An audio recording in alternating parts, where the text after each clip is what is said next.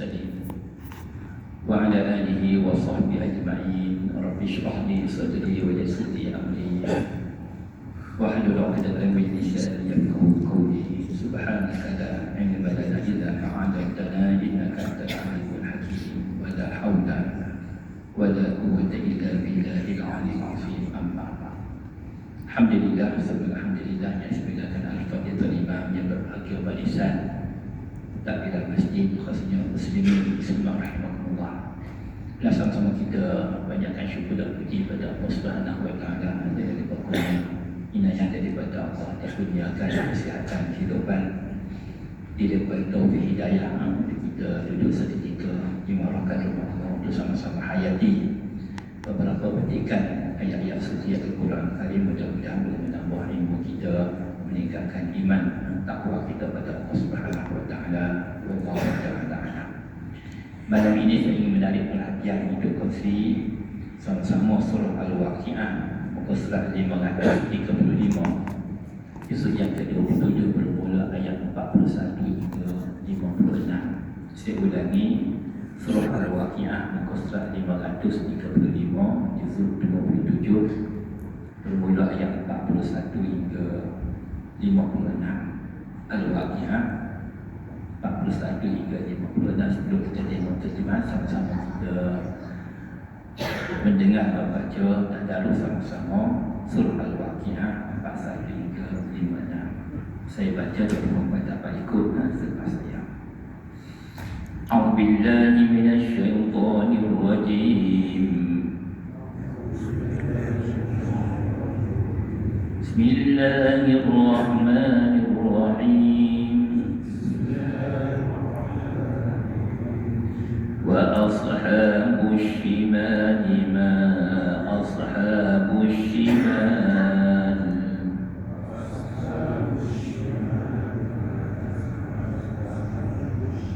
Fi samumin wa hamim wa dhillin min yahmum la baridin wa la karim. Innahum kanu qabla dhalika mutrafin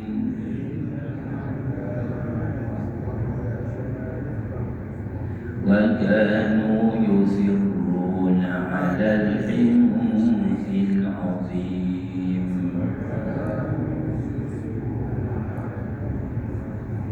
Wa kanu yaquluna a-idza mitna wa kunna turaban wa 'idhaman a-inna lamab'uthun.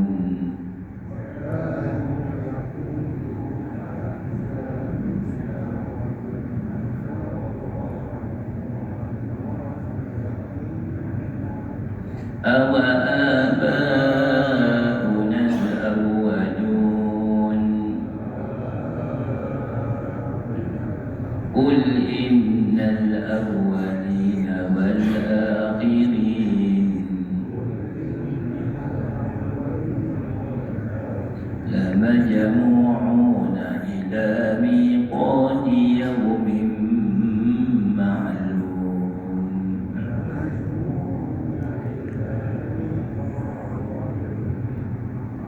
ثم إنكم أيها الضالون المكذبون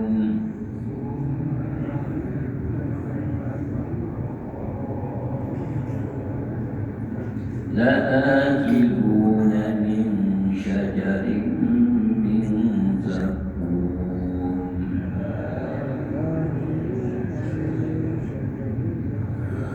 فمالئون منها البطون فشاربون عليه من الحميم فشاربون شرب الهيم هذا نزلهم يوم الدين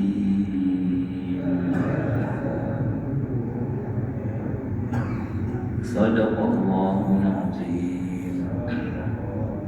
Surah Al-Waqi'ah 41 hingga 56. Terima kasih di atas bacaan. Mudah-mudahan bacaan kita juga dari pahala yang besar insya-Allah taala. Amin ya rabbal alamin. Tuan-tuan rahimakumullah. Kita sedia maklum baginda sallallahu alaihi wasallam dihantar ke atas muka bumi satunya adalah untuk datangkan rahmat untuk seluruh alam. Di dalam surah Al-Anbiya ayat 107, Al-Anbiya ayat 107 Allah Taala berfirman, "Wa ma arsalnaka illa rahmatan lil alamin." Tidaklah kami utus kamu wahai Muhammad illa kecuali rahmatan, mendatangkan rahmat untuk seluruh alam, bukan saja manusia, tumbuhan, haiwan pun turut mendapat rahmat daripada kedatangan Nabi SAW. Bukan saja baginda datangkan rahmat kata ulama, bukan Nabi SAW juga bawa dua perkara besar. Satu, berita gembira tentang adanya syurga bagi mereka yang taat, yang beriman. Dua, berita yang menakutkan ancaman ada neraka bagi orang yang kufur syirik kepada Allah.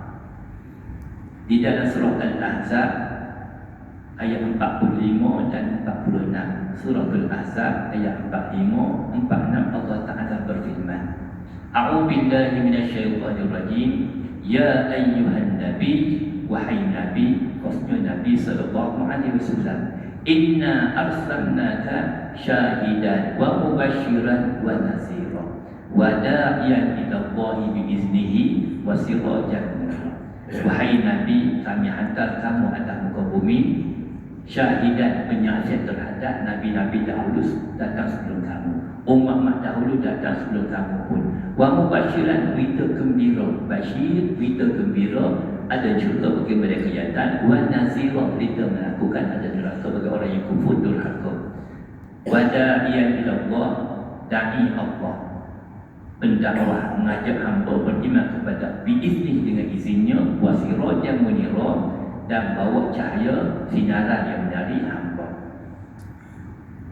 Demikian juga kata ulama, Al-Quranul Karim yang kita baca bermula daripada Al-Fatihah, Al-Baqarah sampai An-Nas. Dalam Quran ada 3 pokok utama. Satu, kuasa Allah, hukum hakam agama. Kedua dan ketiga ialah hukum agama, kebesaran Allah. Hukum agama ketiga adalah kisah para anbiya.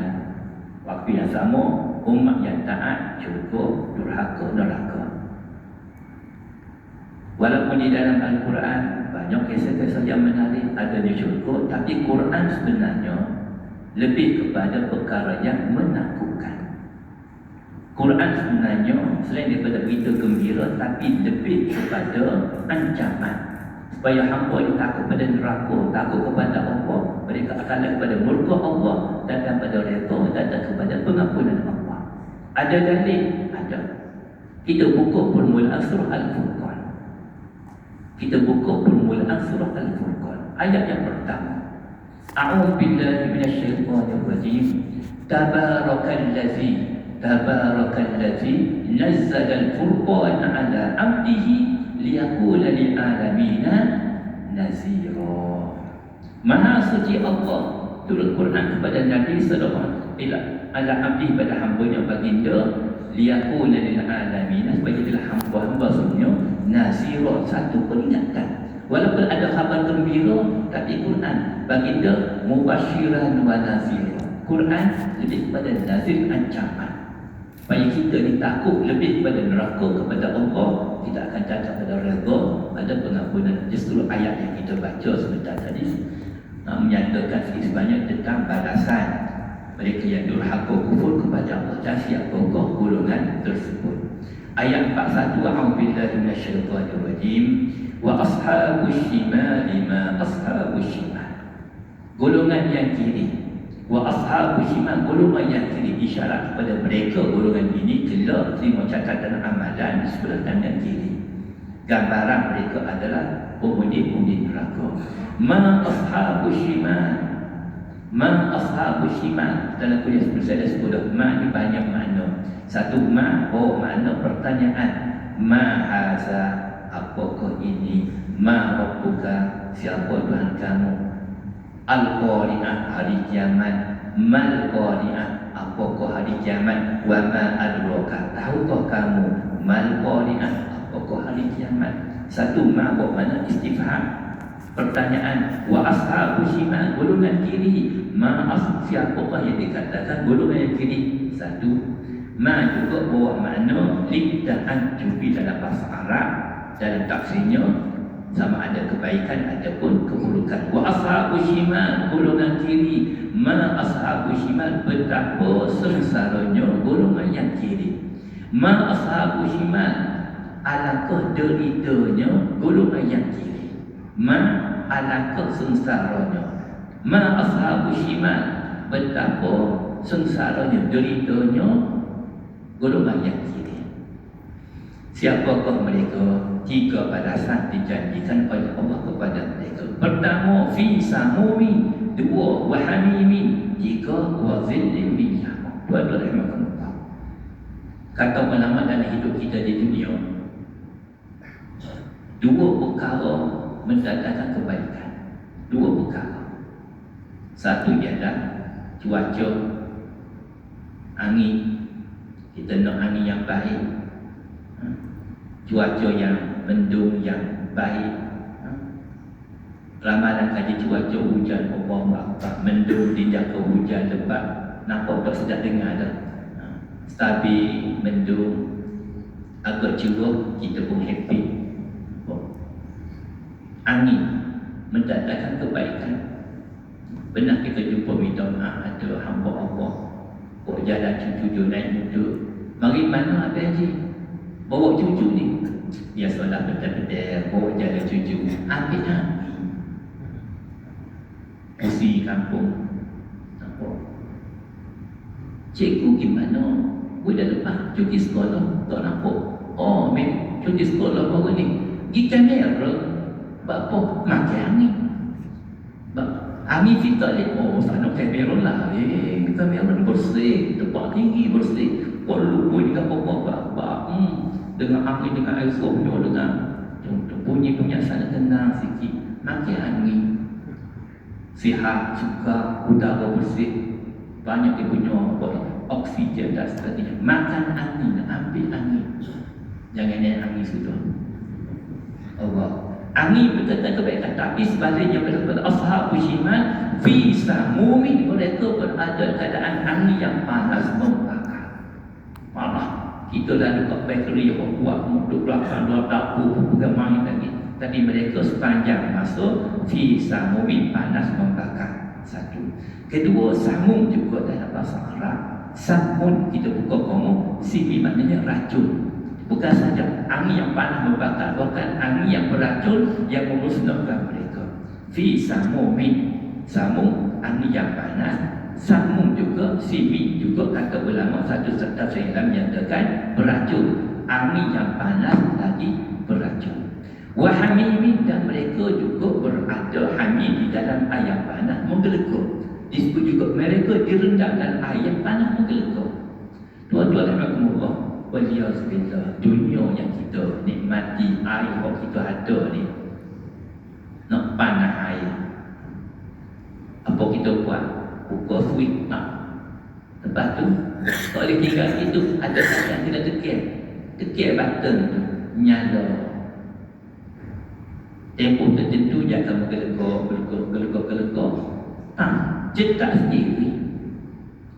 Kepanasan pada maksimum berapa? 100 Celsius. Kayak nak ke lah, setakat tu boleh kena. Panas-panas cetak sendiri. Dia tak pergi, dia tak nampak kata 100 Celsius. Tapi dalam neraka waliyahzubillah, ribuan Celsius pun. Fi samumin, ahli neraka ashabu shimal kelak. Satu, fi samumin, yang kedua, wahmi, mereka direndam di dalam air panas menggelekuk. Timbul persoalan, tak panas ke? Tak sakit ke? Kita nak minum apa-apa panas 20-10 minit. Ni tidak, mereka direndam. Wahamimin, ayat panas, kata ulama, mereka tidak rasa sakit. Kenapa Allah Ta'ala naik taraf kulit ahli neraka?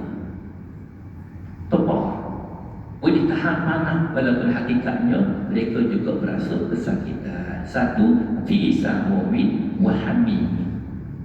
Tuan-tuan Allah minta maaf sebut tentang gendir air, gendir kaki dia ada air panas ni. Hamid ni mana digendam, ingat saya 10 tahun lepas punya cerita. Saya dengan ni Pak orang sendiri sebuah kereta lah kami 10 tahun lepas 2014 lebih kurang. Selalu pergi Hulu Langat, Kapai, Congkok tu, tengok sebelah kanan tu orang duduk gendir kaki dalam air panas. Sekali, dua kali, tiga, patah kepala. Nak rasa juga lah gendir kaki ni. Ni 10 tahun lepas punya cerita nak kongsi. Pakak-pakak hari Ahad 9.30 lah kami buat orang. Gila, semua laki-laki lah sebuah kereta. Oh, air tu panas. Ada hamba bawa telur, masuk telur. Anak tak panas tu, dekat tu. Jadi, sebenarnya Allah Ta'ala dengan berderaja, air tu panas. Di ujung sana kurang sikit adalah dia punya kakak tua, hotel itu. Nak jadikan cerita kita digendir kaki dalam air panas tu. Suri-suri panas, tak tahan juga 2-3 minit.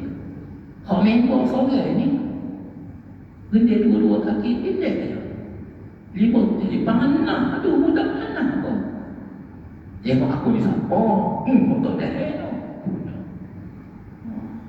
Oh, Masya Allah, hebat tengok. Tak habis-habis ni. Oh, tengok siapa?